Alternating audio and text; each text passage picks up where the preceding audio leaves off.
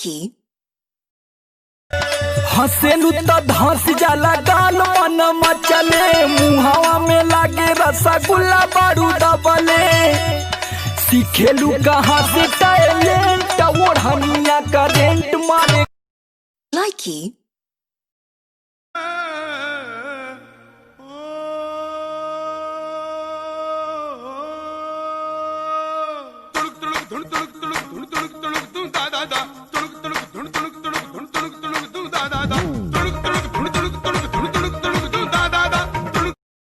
लाइकी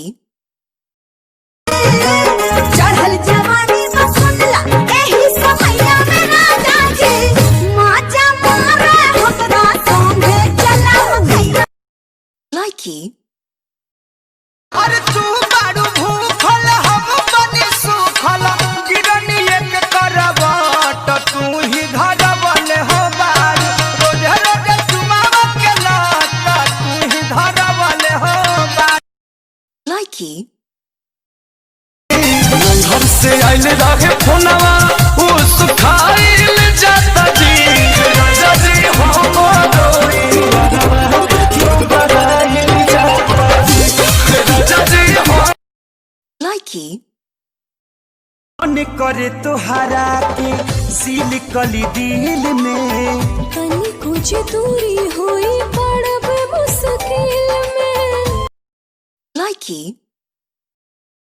हमके न कहीं हमारे भी हो बिल्कुल ना जाने तुम तो जाने तुम तो जाने तुम तो मीठी जलेबी हो सुनो ना भाई लगी तुम देवी लाइकी मन में बानी कितना लोग क्या दिल के चैनवा रात के छिनने ने सुला बहुत एक दो तीन चाहिए मिलबुए हसीन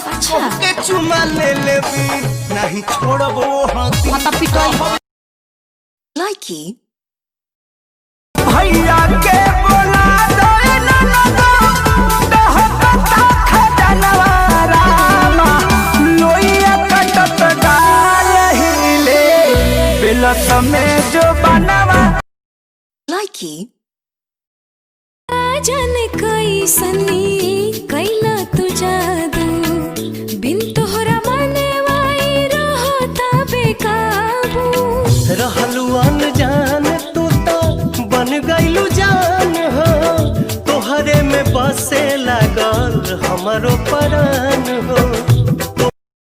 लाइकी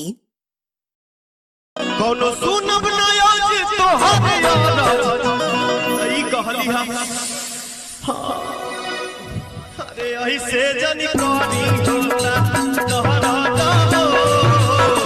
दिदिया